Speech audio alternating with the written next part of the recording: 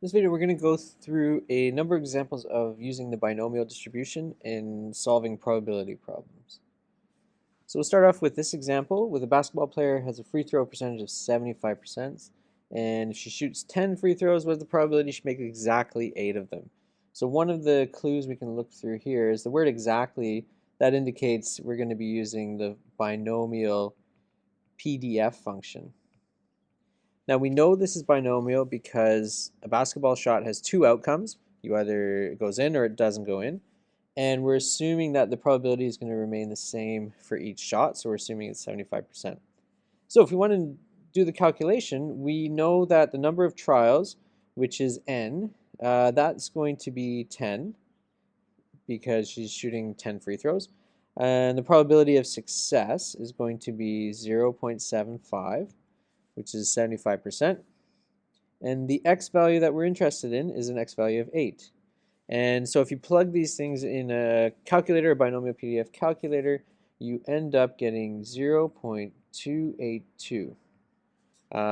So that's the probability of getting exactly 8 out of 10 free throws. So what I would like you to do now is pause the video, see if you can answer this question. So we have a town, 20% of the households have more than one car, and they conduct a survey. They select 50 households. What is the probability that 10 of them have one more car? And again, it says the word exactly. It's not always going to say exactly, but if it's one value you're looking for, that should indicate to you you're using binomial PDF.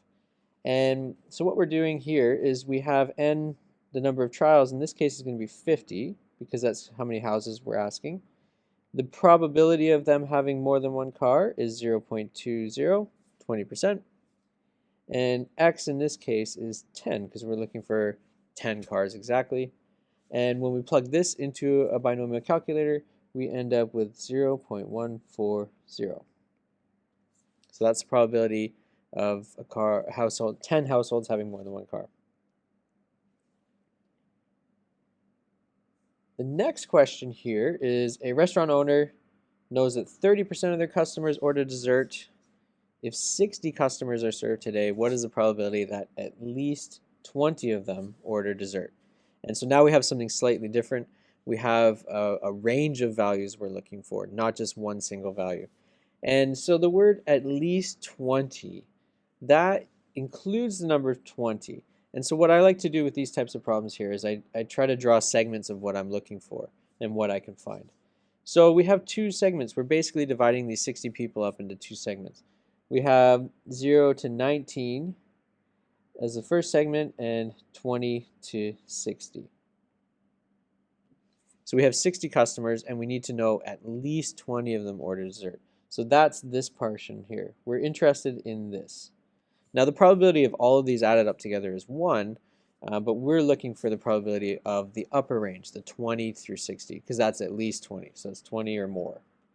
Now for most of us in calculators we're going to use the binomial CDF function actually will start at 0. So binomial CDF is the cumulative function. That's what the C stands for. So it's adding up all of the probabilities starting at 0 up to the value that you give.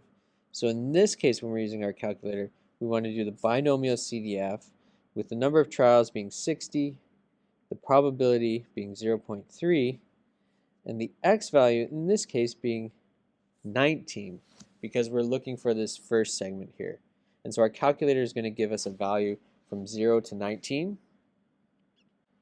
And it gives us a value of 0.669. Now that's not the answer we're looking for. That's the probability of having between 0 and 19 customers ordering dessert, but we want to know 20 or more. And we can use the fact that the total probability is 1, so this answer is 1 minus 0.669, which is equal to 0.331. So this is the probability that 20 or more people, so at least 20 are going to order dessert. Here we have a toy factory that produces 500 toys a day. 5% of the toys are defective, what is the probability that at most 25 toys produced today are defective? So again, at most, that indicates to you that you're going to be using the binomial CDF function, because at most is a range of values. And now we have to think, is 25 included? When I say at most 25, is 25 included? It is included. So now I can set my ranges up. So I have two ranges. I'm going from 0 to 25 being defective, and then from here 26 to 500.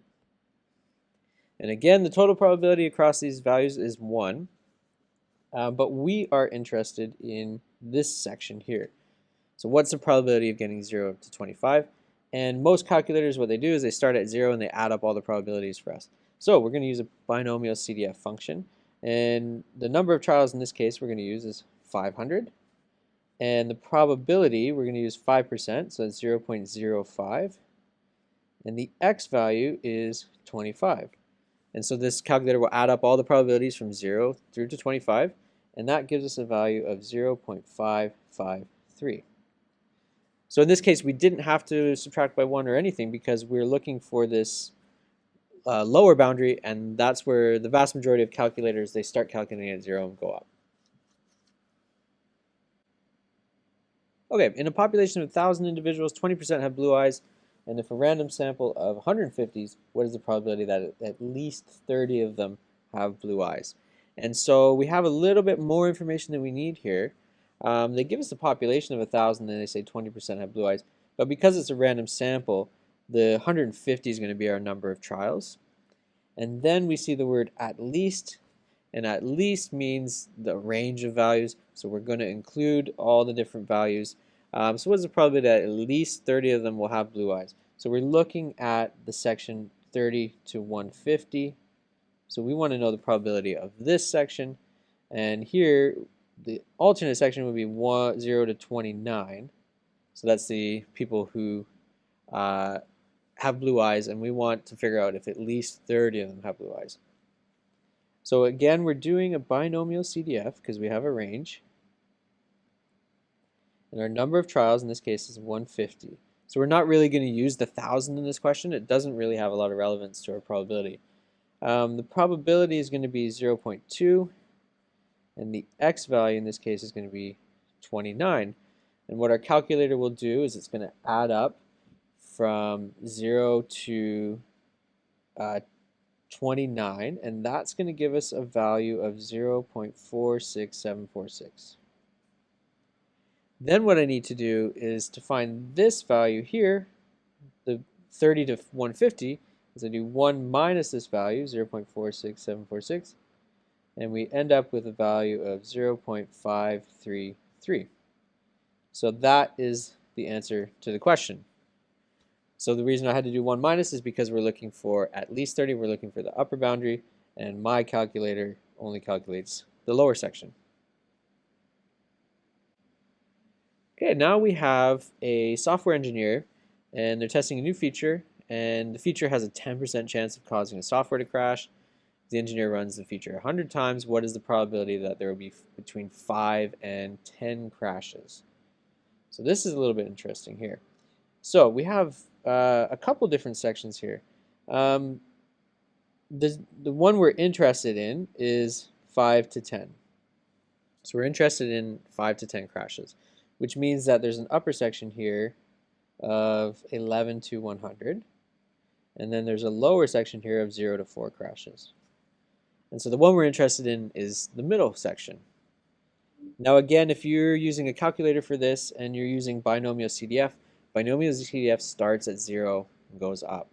So what we're going to end up doing is we're going to calculate this probability. So we're going to calculate 0 to 10, and then we're going to subtract 0 to 4. And that will leave us with the 5 to 10. So this is going to involve two separate calculations. So the binomial CDF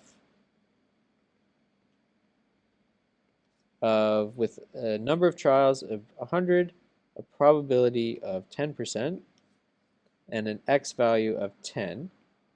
So this will tell us the probability of 0 through 10 crashes happening. And we end up with 0.58316. Then we're going to have to calculate the probability from 0 to 4. So we have number of trials 100, probability of 10%, and in this case, that's going to be 4. And we get 0.02371. To figure out this middle probability, the 5 to 10, we end up doing 0.58316 minus 0.02371, and we get a value 0.559. So that's our answer there. That's the probability that we'll have 5 to 10 crashes if they run the program 100 times. So one thing that can really help you when you're solving these, especially when you have ranges of values you're looking for, is doing little sketches like this. So this is what I recommend. If it's an exact value and you're using binomial PDF, just use the PDF. But when you have ranges of values, this can really help clear it up as to when you have to subtract by 1 or what values to subtract by to figure out the probability you need.